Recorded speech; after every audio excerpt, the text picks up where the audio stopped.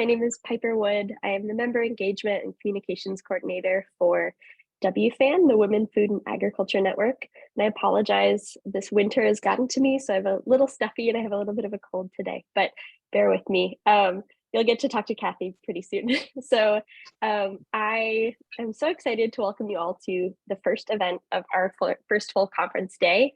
It's been such a joy to put this conference together, and I'm so grateful for all the folks that have made it happen. And Cathy is one of those wonderful folks. So I'm going to just slow down so that this session is being interpreted, and I want to make sure that we've got the interpretation, that I'm not talking a mile a minute for our interpreter, Sarah, here. That being said, if you wish to be in the interpretation space of this session and be in the Spanish interpretation, you can click the little globe. It's at the lower right-hand corner of the screen, and that there's a Spanish option, and that will take you to the interpreted session space. So I'll just do a quick introduction here. So Cathy Davies runs a food safety consultancy, Food Safety Mid-Atlantic, and she started this to support small and mid-sized food businesses with food safety and product development. She helps clients develop robust safety programs and scale up their businesses while allowing them to maintain integrity with their values. Her goal is to support her clients so they make food at cost that is safe, tasty, and compliant with federal, state, and local regulations. And Cathy is writing a book right now, Food Science and Food Systems, A Need for Change. And the principal goal of this book is to bridge the gap between food safety and food scientists and the people working to strengthen the food system. And this is extremely necessary if we want our food system to be resilient and successful for all. And this session is Essential Food Safety for Value-Added and Specialty Food Producers. So I will turn it over to Cathy now. Thank you all for joining us. Okay, thank you, Piper, and thank you everyone for coming. And as we're a small group, I don't want to do a formal presentation necessarily. I do have one. I can give you access to that. It's on Prezi. But I would say that let's see what questions you have, and maybe we can talk about that. And let me know a little bit about what you're doing in terms of product development. Hannah and is it Hara? Hi, Cathy. Yes, hello. Hi, this is Hawa. I'm joining from Liberia. Let me put my video on. Oh, hello. I'm joining from Liberia, West Africa, and I'm the founder of the Women in Agriculture for Sustainable Development. I'm also a farmer, and I work with women smallholder farmers here in Liberia. So recently we started value addition to some of our produce. And this is why really attracted me to your session for me to learn more. I currently started processing dry fruits like pineapple, mango, and other things. So I'm here to learn more and to also connect with people who are in the food industry, because that will help us to learn and grow. So thank you so much. Okay, thank you. And Hannah, what was your interested in coming to the session? Hey everybody, I am Hannah. I work with organic grain growers in the upper Midwest. And so we work with a lot of the value added side of grains. So I'm interested in learning if there are any concerns for food safety and if there's anything I need to be communicating to the farmers I work with. So thanks for hosting this session. Okay. And Justine, do you have any particular food? Justine's a friend of mine as well, so. I like to say Milton hype girl. But yeah, my background is I did 13 years in running a farm market where we did a lot of value added products that really funded the rest of like the growing season for us. And now I'm a farm marketing specialist, which is, this is the only place you can be super niche and everybody else is also super niche. But I'm a farm marketing specialist with Taste Profit. So we do any kind of like farm or food business and really try to only focus on ones that are sustainable in every sense of the word, in terms of, equity, the planet, and just, generally being good businesses. So that's kind of what we do. And that's also how I know Cathy. Mm-hmm. And she does my social media. So if anyone wants social media help, I recommend Taste Profit. Which is why I should have known that it was at 10 a.m. since I'm pretty sure I posted the post, but still got thwarted by time zones. It's the same time, and then I reposted it, putting a sign above, this is Central Time, and you might not have seen that. It's still coffee time. I was going to say, sometimes I feel like Food Safety Mid-Atlantic has sort of several personalities, because you post and I post. And anyway, so let me bring out my presentation, and we can do that. And that might give you ideas of things to talk about. Yeah.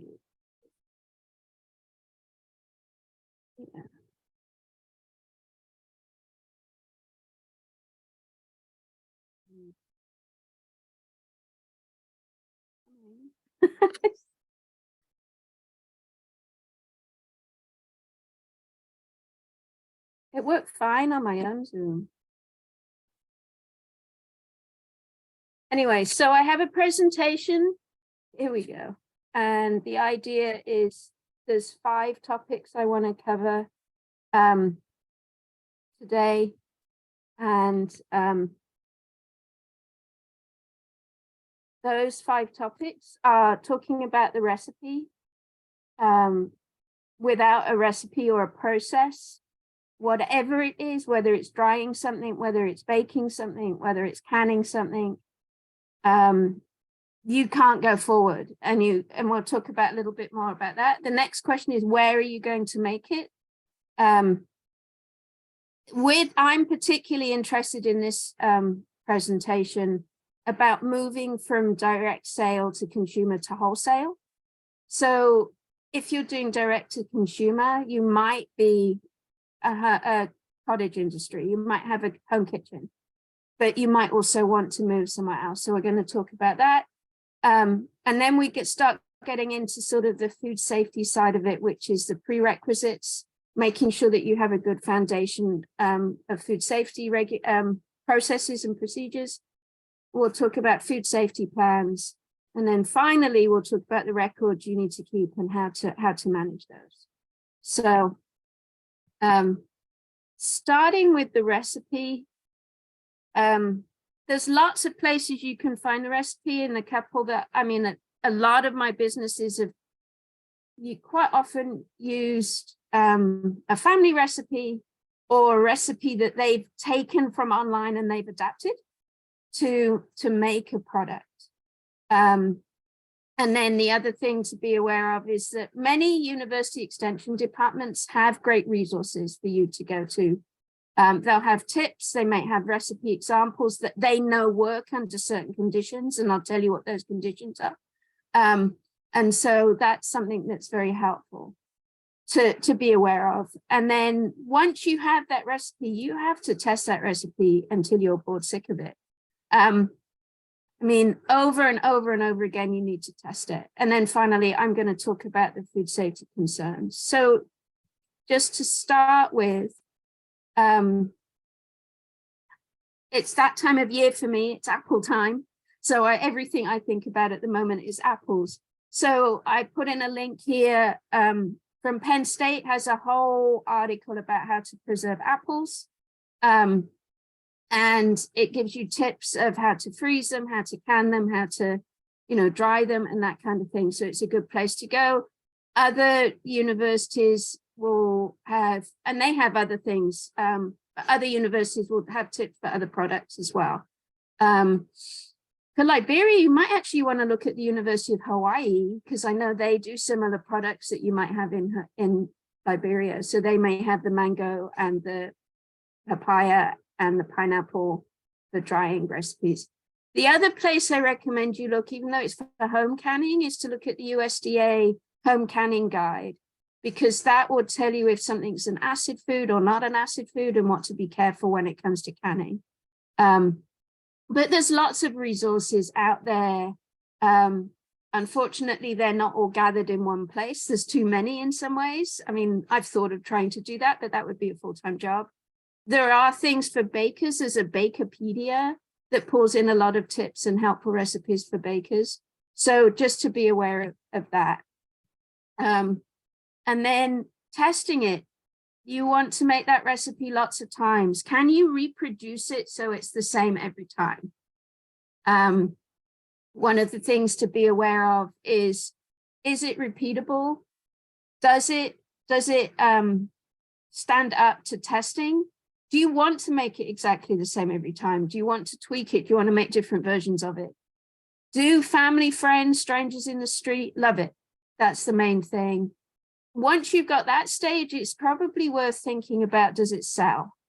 Can you sell it direct to consumer, whether that's at a farmer's market or through a pop-up or internet sales? Those are the things you want to think about. There's no point going to the next step of scalability if you can't sell it on a small level. And then, is it scalable? Something that you can make in 10-pound batches might not be easy to make in 100-pound batches, and might not be easy to make in 500-pound batches. And when you get to wholesale, and by wholesale, I should have explained this at the beginning, by wholesale, I'm meaning retail. I'm meaning being able to sell at a Whole Foods or at the local co-op or to a distributor who then distributes to other retailers. So to supermarkets, essentially. Direct to consumer would be at a farmer's market. It might be at a restaurant. It might be catering and making it and selling it on the internet. So we're talking about the level where even if you're selling like at your local Whole Foods, the amount they will ask for is a lot higher than you might even sell at your local farmer's market. And so scalability, a lot of things that require you to do things by hand might not be scalable. I just saw a great video on Instagram of someone making dumplings, but making those dumplings and having to, soup dumplings, and making those dumplings by hand, though, you might not be able to make that many of them. And so it might not be a scalable recipe, and it might be something you have to accept is something you only sell at a local supermarket or through a pop-up. And then when we're looking at food safety, just to get you started thinking about the food safety, is what I will look at when you give me a recipe is the three areas of hazards. The biological hazards, what pathogens are likely to be in that product? If it's a baked good, is the flour cooked? Does it have eggs in it? Does it have any allergens in it, which gets us into the chemicals? What challenges are with the chemicals? Chemicals includes allergens, it includes radiological, but that's not such a concern unless there's been some problem with a power station or something like there was in Japan recently. But it also includes how are you managing like your sanitizers and any non-food grade chemicals. And it's making sure that in your facility where you're working, you're mostly using food grade chemicals. There's also, when you have pest control, making sure your pest control bait stations are outside your facility, and inside you just have something that traps them, but doesn't necessarily have any bait in there, doesn't have any chemicals in there. And then finally, there's the physical hazards. These are choking hazards, and obviously could damage you. It's the glass, the metal, the bone, and the wood. And it's going to depend where your ingredients come from. So some of my clients grow their own ingredients. And so you may have different physical hazards than if you bought them from a distributor already prepared. So that's something to be aware of. If you're harvesting carrots from your own field, you're more likely to have stones present than if you buy a bag of washed chopped carrots to use as your ingredient. So, and I just put the E. coli picture there because I want to scare you now, because it is a concern. So any questions about recipes or anything I've said so far?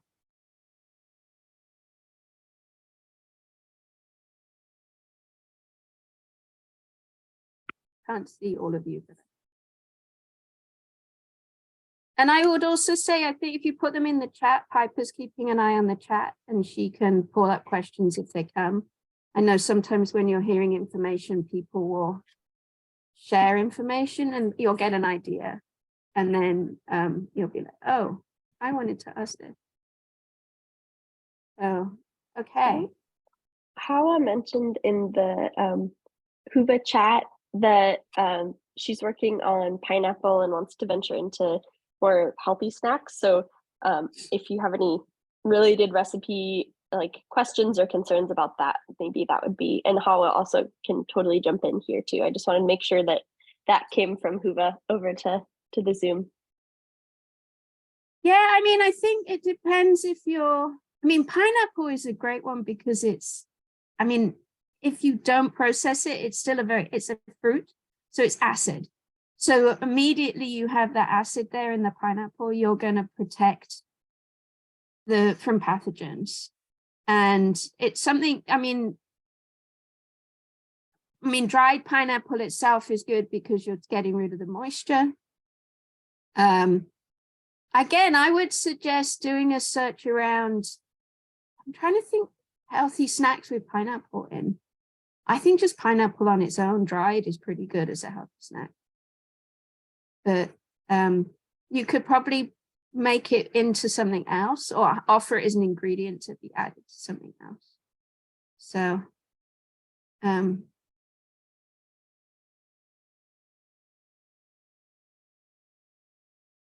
but yeah, fruit has a great advantage because of that acidity. It stops a lot of bacteria from being present. So it's really helpful in that way.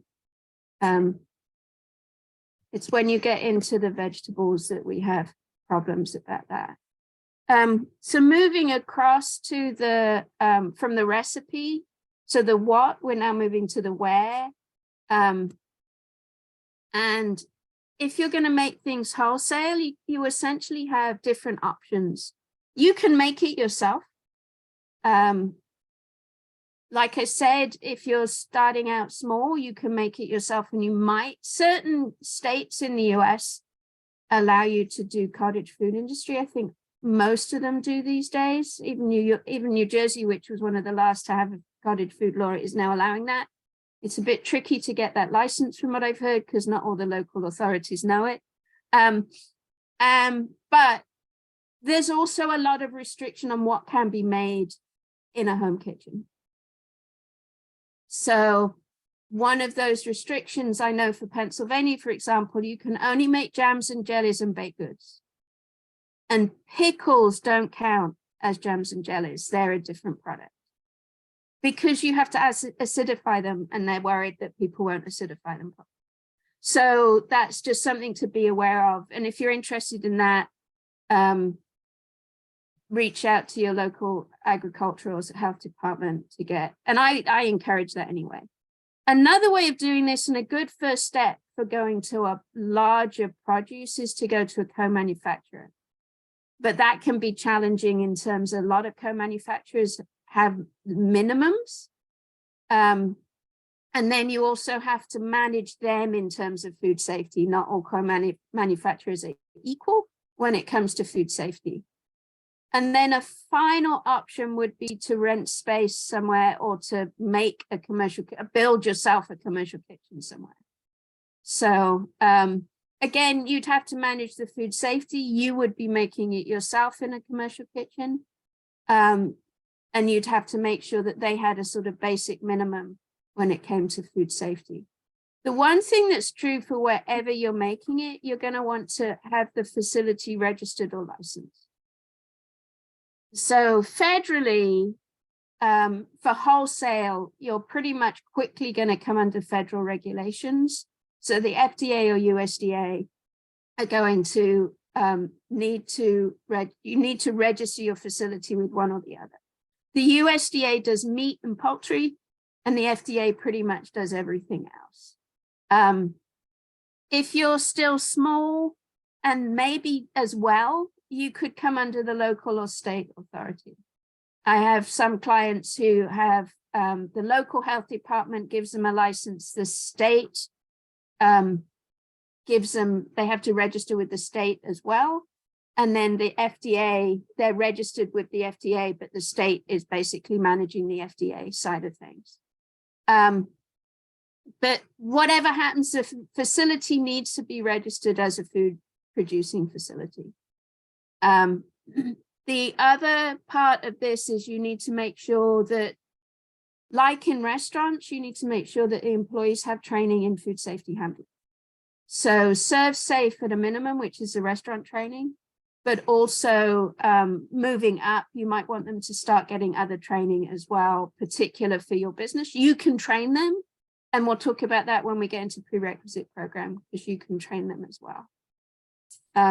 So just to be aware of, this is where we start getting to regulations. We're not making any food yet. You have to get your facility licensed and your process approved at some level before you get into even making the product to sell commercially. And then what you might want to do on a regular basis, wherever you're working, is to do a self-audit, a self-inspection. This is helpful if you're using a co-manufacturer or commercial kitchen. It's a way of checking that that facility is following your standards of food safety guidelines. You may have heard of third-party audits. One way co-manufacturers get round the idea of having to have lots of audits from different people is they get a third-party audit. GFSI is the sort of global standard. You may also hear of SQF or BRC or AIB. These are also, they're registered with the GFSI. They're third-party audits that are sort of international. If the facility says they have a third-party audit, you can ask to see their certificate. But also be aware, they may not cover everything. So if you're making a gluten-free product, the third-party audit doesn't check for gluten-free. It just checks for overall food safety.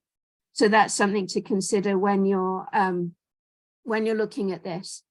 For your own space, it's helpful to see where problems are occurring. If there's a bottleneck, if you're having problems with one piece of equipment over and over again. One example of this is if you have a drain that blocks up every couple of months.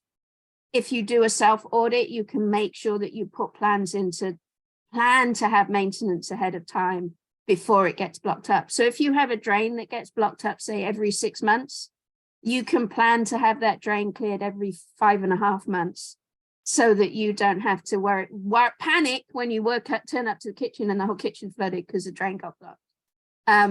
Similarly, if you have equipment that you know, thermometers, for example, need to be sent off every year to be recalibrated, you can have that on a maintenance schedule. So that's the kind of thing a self-audit can do. It also allows you to look around and say, oh yeah, that light's been flickering a lot. I need to get new bulbs for it. Or we were having problems with that mixer. Maybe I need to get new blades for it or a new mixer. So you can sort of start planning ahead. Recommend you think about doing a self-audit at least every year, even if you're only making occasionally. In fact, it's harder when you're making occasionally when you're making every day. So just to be aware of that. It's a good way to sort of do your planning and think about it.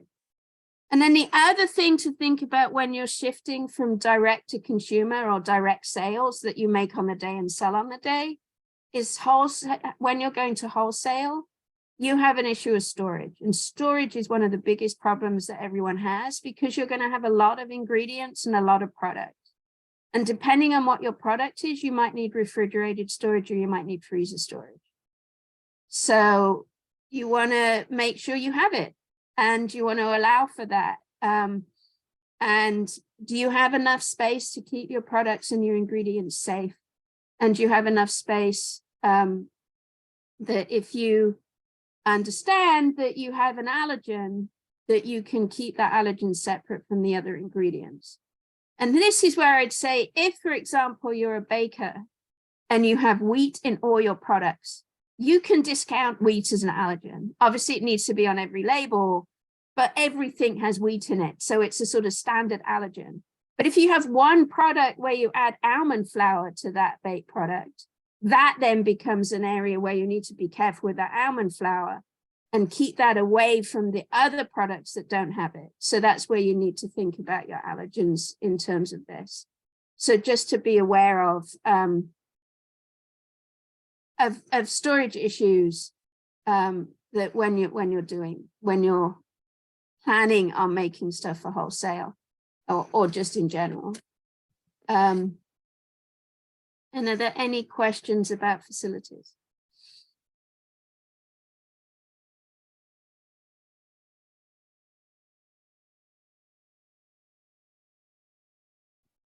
Cathy, I do. Go on then, Justin. Is there like a website or something? Like, is there like a resource for people to find where there are shared kitchens in their area that they could use without having to kind of like, you know, Yeah, it's I think it's Kitchen Corridor. what, I'm sorry, Kitchen Corridor? Kitchen Corridor. They do a lot of stuff for shared kitchen spaces. Thank you. Thanks, Cathy. I had a question about cost share possibilities, or if there are any cost share programs for value add, like for commercial kitchens, or even grant opportunities. I know that the kind of getting over the hump of the cost prohibitive nature of having all the licensure and the community kitchen space is kind of the thing I've heard from farmers in my area as being like the biggest barrier. Are there any programs that might help ease that financial component? I would say there are. I'm not as tapped in with those as I'd like to be, but there are. The NIFA are doing a great job of getting financial resources out to farmers at the moment. And I'm pretty sure that they have, I know there's a food safety one that they've just announced recently. This may be, I would also, I mean, depending on how the farmers feel, but this is where you want to reach out to maybe your state extension and see what they're doing. I know not all farmers want to have a good relationship with the university extension, but there are grants, but if you've got a co-op, you can apply as a nonprofit or something like that for these grants from was it national? I don't know what NIFA stands for. Do you know? I never remember all the different definitions. But anyway, there are USDA grants for starting these. And they allow you to get started. They allow you to do different kind of training within your community as well. It's the FSOP grant again. It's food safety something outreach program. The food safety outreach program just announced recently. Thanks so much. And if they want a food safety, if anyone's interested in food safety consulting, I do free food safety consulting for grants and things like that as well. On the basis you'll put me on the grant as a food safety consultant. So something to think about. And then, so facilities, now we get into the nitty gritty of what the grounding. We're not even cooking it. Have you noticed that? We're not even making our product yet. We've done some fun stuff where we played a bit, but we haven't yet made our product.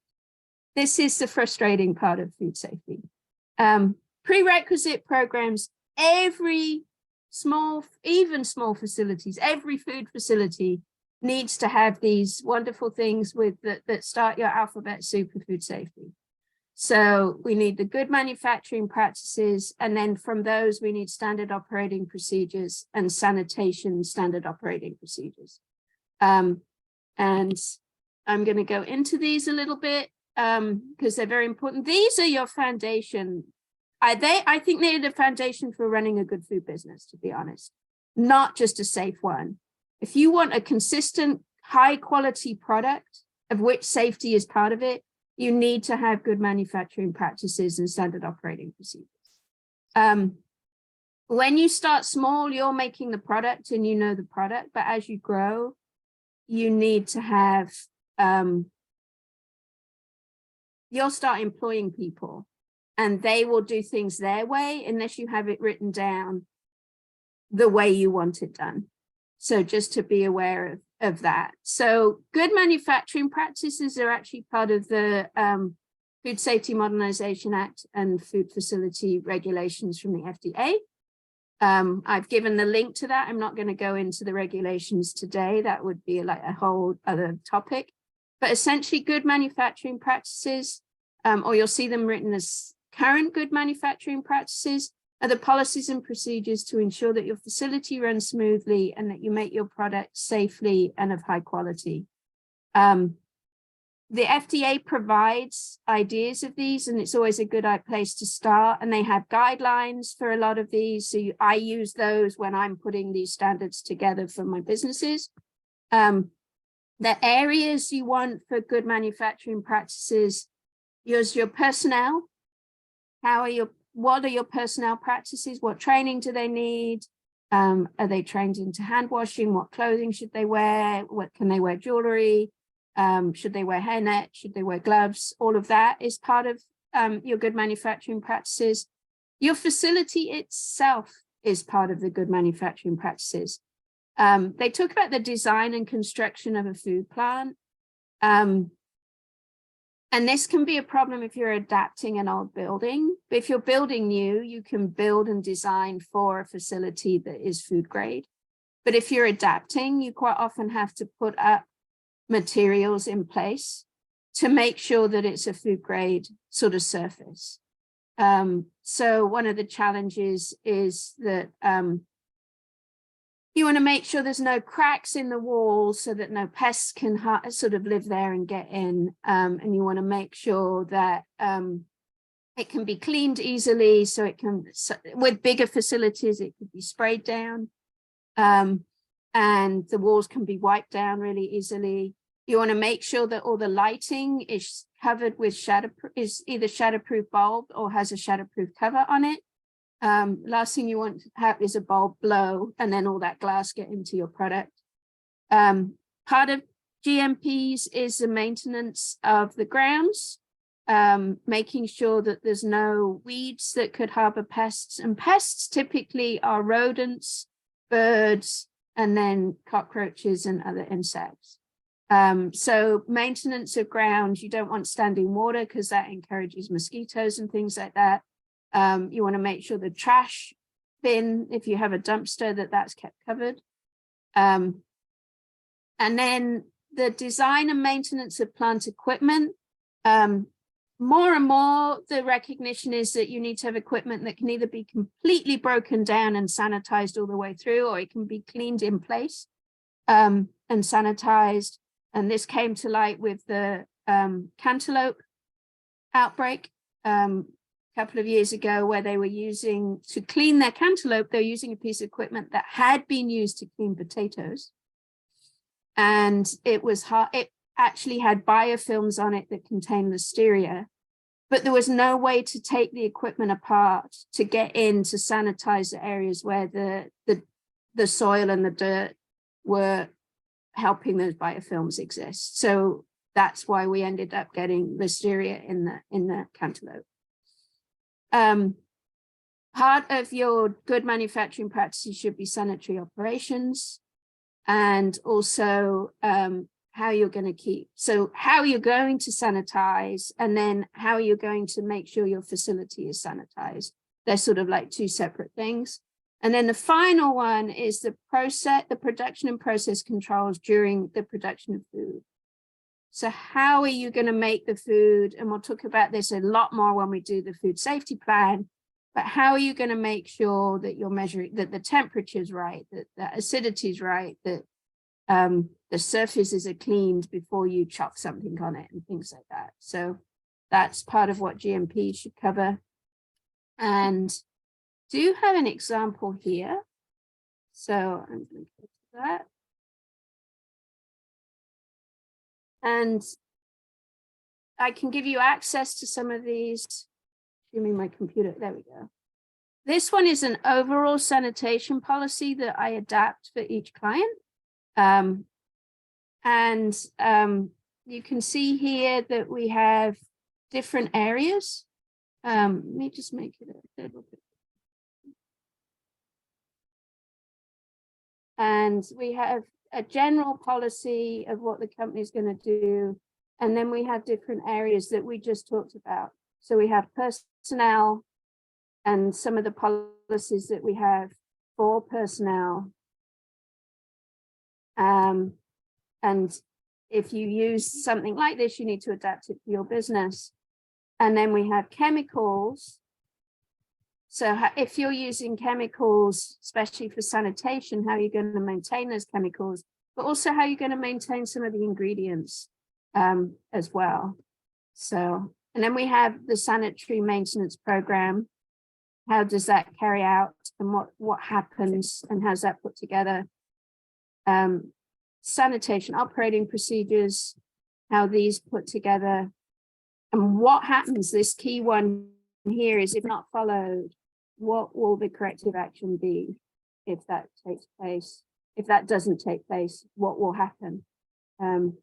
Retraining, recleaning, that kind of thing. And then it details quite, and then later on you'll have other documents that go with these in more detail as well. So you can see here we have other documents as well. So I want to go back to my presentation. It's always annoying.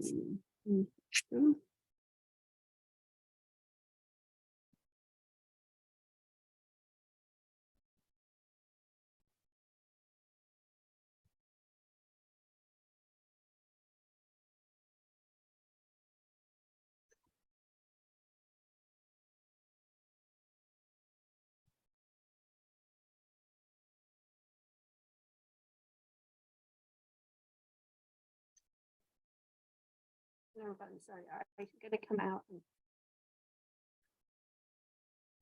have one of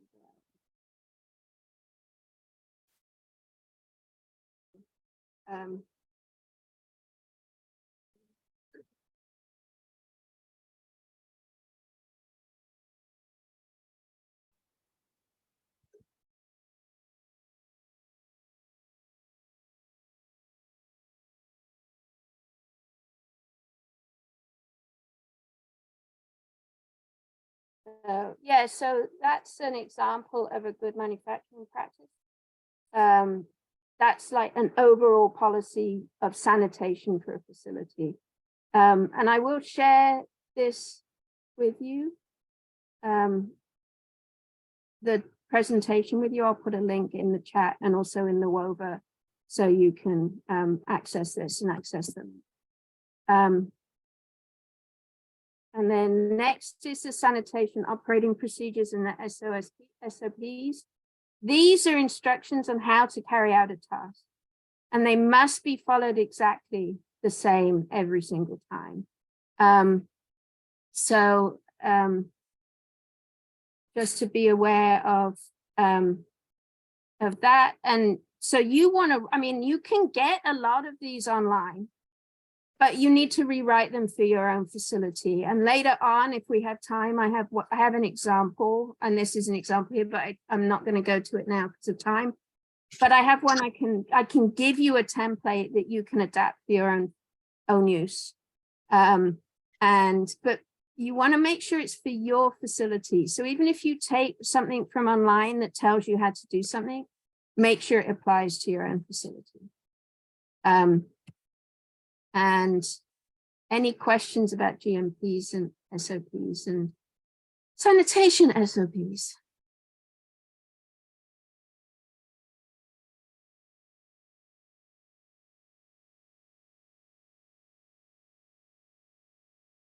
I managed to blind you all with the knowledge. Overwhelm you with knowledge. Yeah.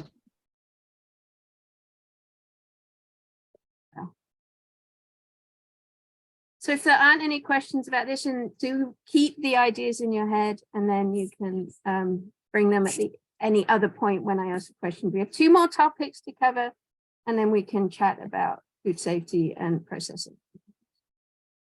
So So the next topic I'm going to cover is the food safety plans, which is quite often why I get clients, because they reach out to me going, I've been told I need a food safety plan. And what does that mean? And can you do this for me? And then we have to sort of go back and make sure they have everything else in place before we move forward with the food safety plan. I would say these are required for wholesale. You need the prerequisites that forms the core of your business. These sort of form the outer layer for the business. The food safety plans, or HACCP plans, you may so hear them called, they look at the hazards. Remember, I talked about biological, chemical, and physical hazards, and they talk about how to control and manage them for each product. So you're not making the product less safe, and you're trying to make it more safe. And not all products can you get rid of everything, every hazard. Obviously, if you're doing something with an allergen in it, you can't get rid of it because it's a natural part of the product. But how you manage that product and make sure it's labeled correctly is part of your food safety plan. So which do you need? If you're going into wholesale, the HACCP plans are needed for 3 areas. The meat and poultry, so any food USDA registered facility will require you to have a HACCP plan. And then if you're doing seafood or juice, those are FDA facilities, but they require HACCP plans. So my way of looking at it is that HACCP plans are essentially a specialized food safety plan, but they're all food safety plans. What I'm mostly interested in my business is looking at the FDA, the Food and Drug Association's Food Safety Modernization Act, FSMA, their food safety plans.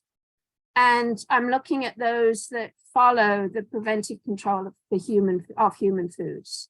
So you'll see it, PCHF is how you'll see it. And they have within the regulations a very sort of, they have a guideline of what should be in these regulations. So let's go through it. First of all, the food safety plan should be prepared by someone who's known as a qualified individual.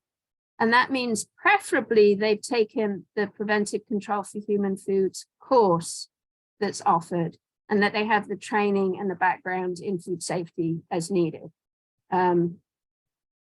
That's the first thing to be aware of in this case. And then food safety plans for the human food rule have these areas that must be present. So remember, you've got your prerequisite programs in place. You've got how you're cleaning, you've got how you're measuring things, you've got how you're chopping things, you've got how you're maintaining things already written.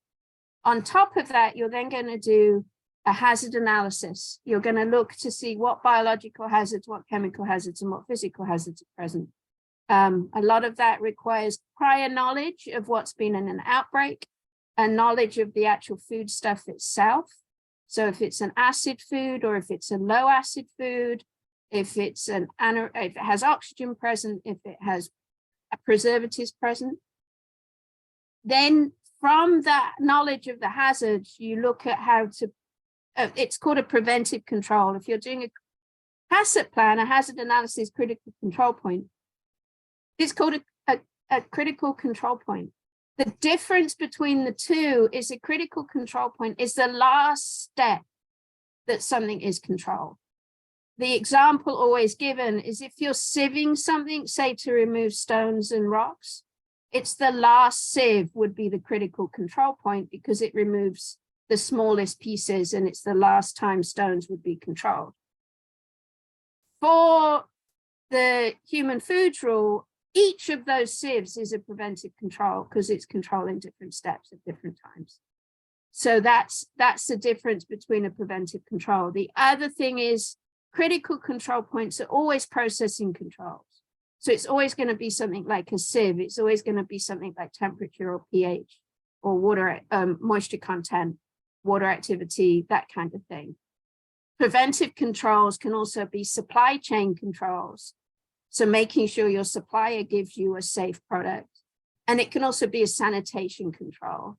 So making sure that you do a sanitation clean before you fill cans or something like that.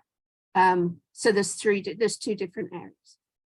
the food safety plan should show how you're going to oversight, monitor, and manage your preventive controls. So how are you going to manage, if you've got a product that you're heating, how are you going to measure the temperature? How often you're going to measure the temperature? Who's going to measure the temperature? What are you going to measure the temperature with? And then what are you going to do if you don't reach the temperature that you've put in your food safety plan? What's your corrective action? And part of that is the record keeping that we'll talk about next.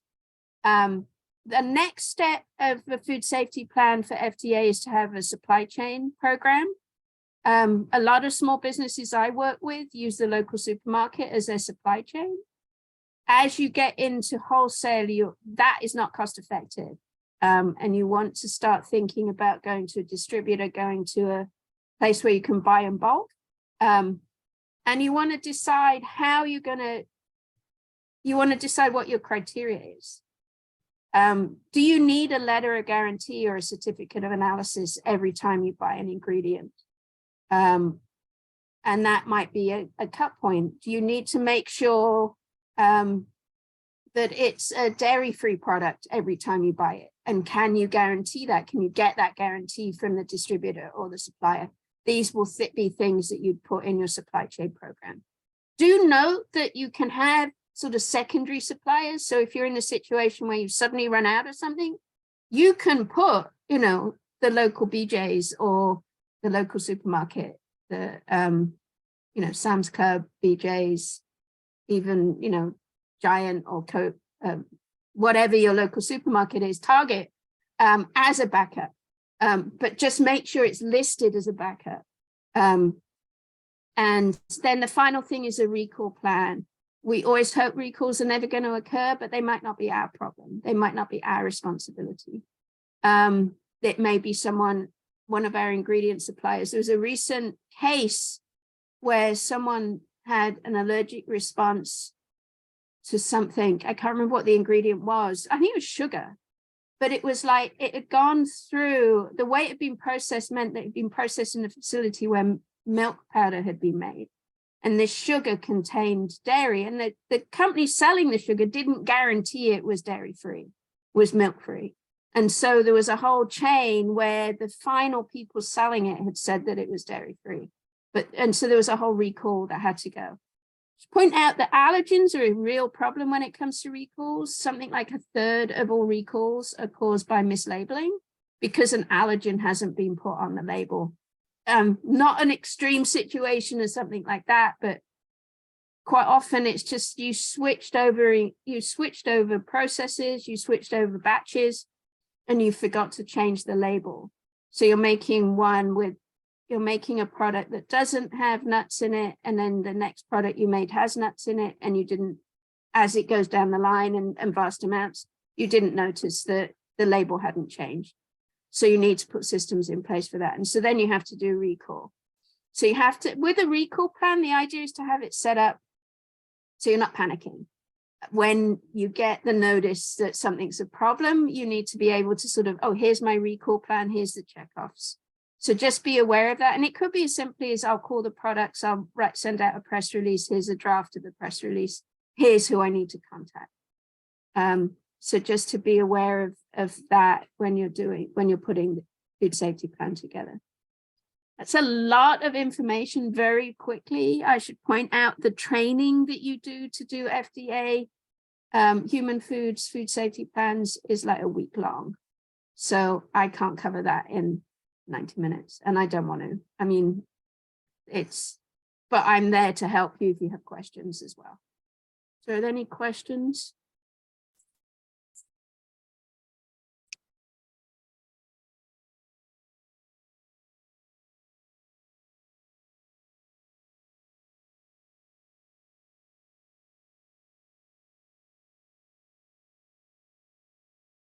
Piper. Yeah, I have a question about I've had a similar question asked of most of our presenters so far, and it's just given me a lot of knowledge about areas that I might not know policy-wise that I'm really curious about. But if there was a magic wand that made it so that you could have like your perfect food policy regulations in place? Like, what would that look like for you? Or what does like a super successful, you know, food safety regulation look like for you in a perfect world? In a perfect world, we wouldn't have USDA and FDA managing different parts of the food business.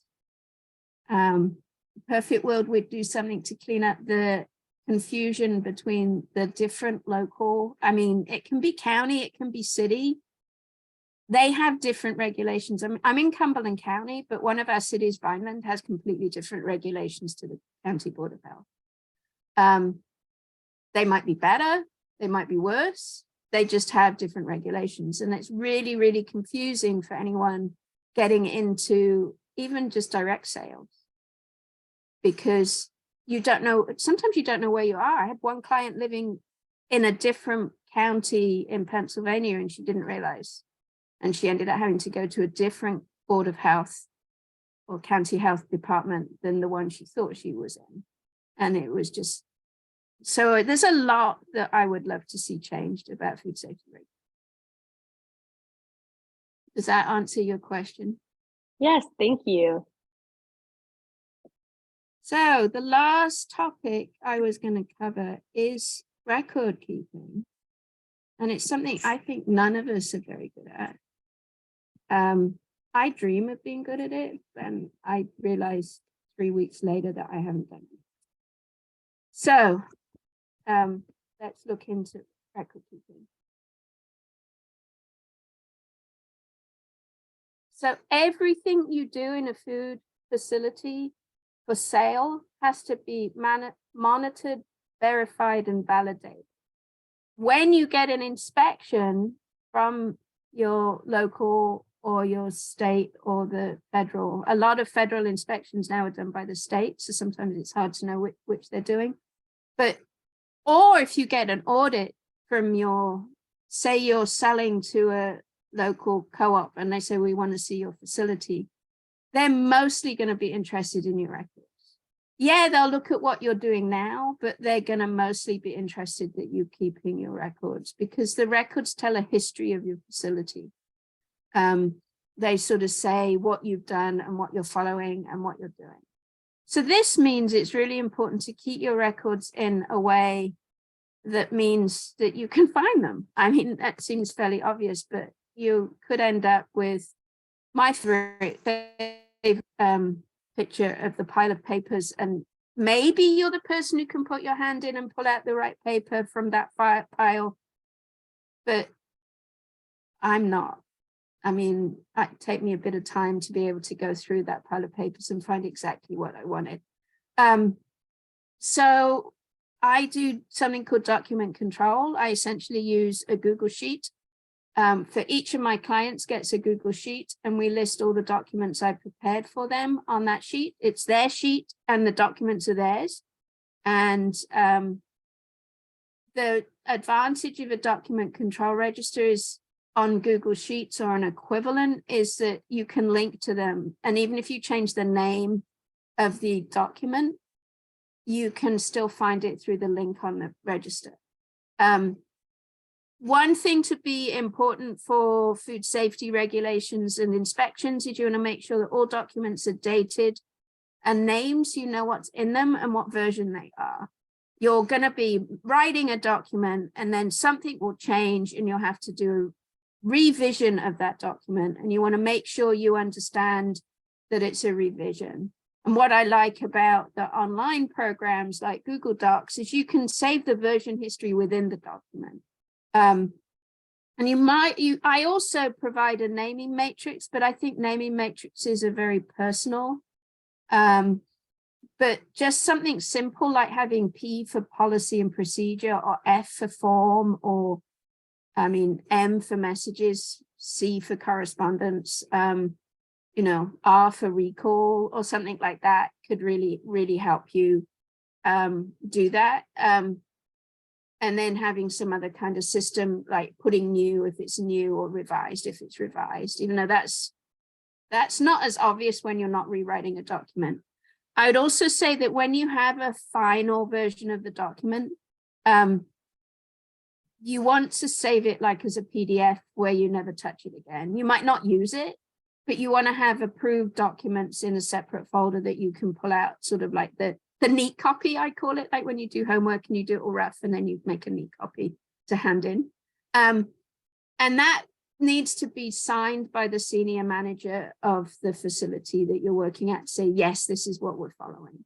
And that would be signed and dated. And you probably should go back through all your documents on an annual basis or biannual basis, depending on what they are. FDA for their food safety plans, it's every 2 years you need to relook at your food safety plan. I would bet that most businesses I work with change enough of their procedure often enough that they should be rewriting their, making changes, edits, they might not be complete rewrites, pretty much once a year, if not more often. So if you simply add an ingredient or you change an ingredient, you need to change your food safety plan. So just to be aware of that. If you hire someone in, that should be in your food safety plan. And you need to keep records of any training you've done. I don't think I mentioned this, but your SOPs and your good manufacturing practices can be training documents, especially if they're well written. And anytime you train someone on a document, you should keep a record of it so you have that record available for you to show they're trained in whether it's measuring temperature or using a forklift or whatever it is that they're trained in. Two key things about monitoring and records is this idea of verification and validation I just wanted to get into. Verification is you're following the procedure as it's written. I put preventive control because this is where it mostly is important. You're trying to stop a hazard or control a hazard, and you verify that your employee has followed as written. And then the validation is that the preventive control as written works to reduce the hazard, so that it kills the microbe or it stops the physical hazard getting into the final product. And just to go in a little bit more detail in both of those, because it is quite important to understand the difference.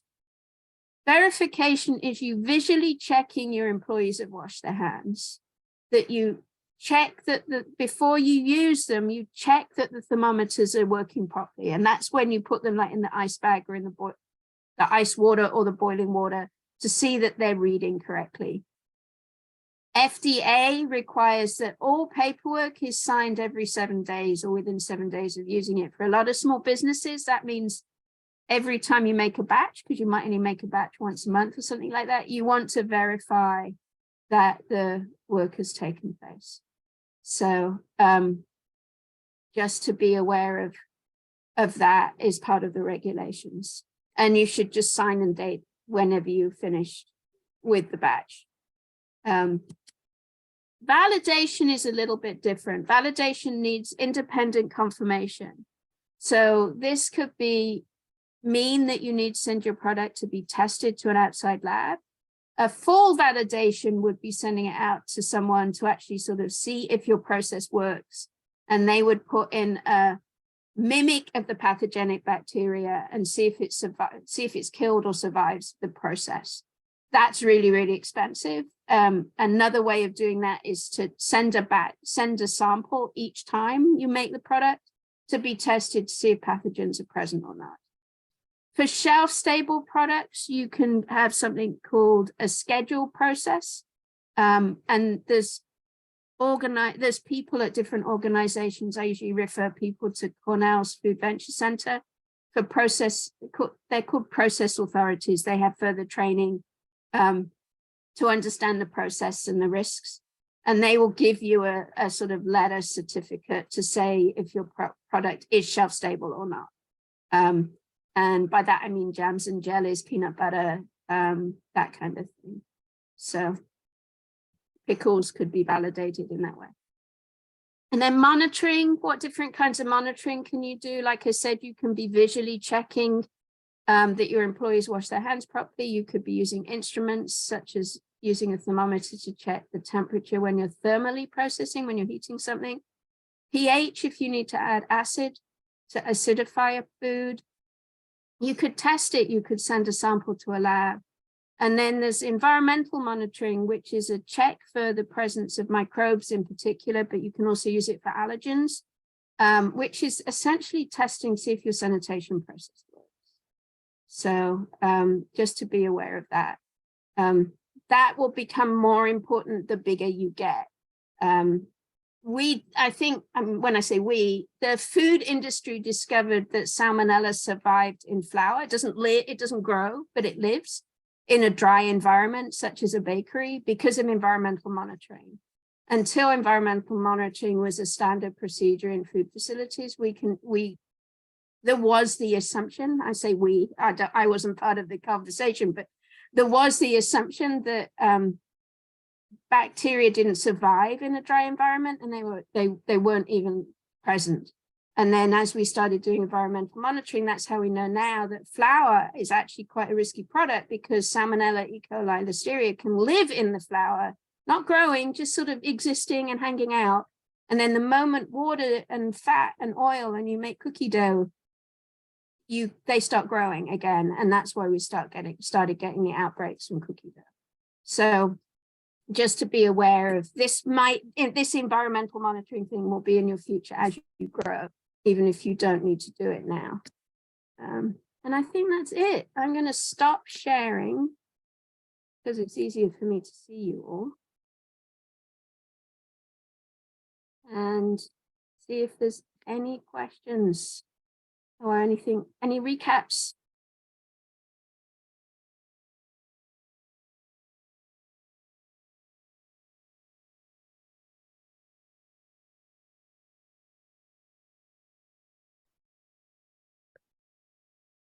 It's kind of a specific question, but like I have a client who makes like a hot fudge product, and there is like, they were talking about like they thought that they got glass inside of the jars. But the process, like the co-packer told them that it was crystallized sugar. Have you ever heard of anything like that? Or are they just trying to save their... I mean, it could be true, because you know the glass they use in movies where they sort of smash a window. Yeah. That is sucrose. Oh. Okay. So maybe it's not that far-fetched. I was like, ah.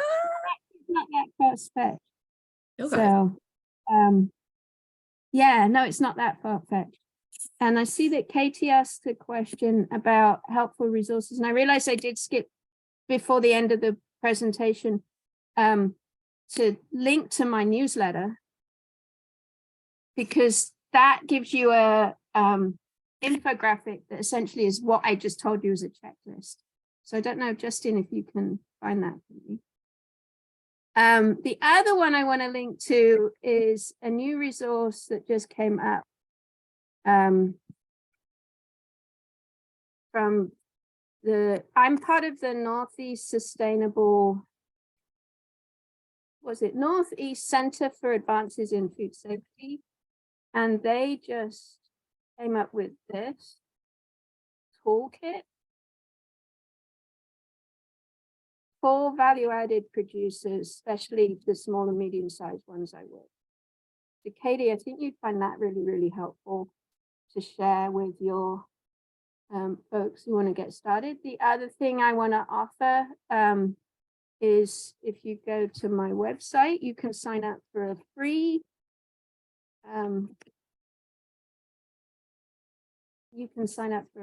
consultation.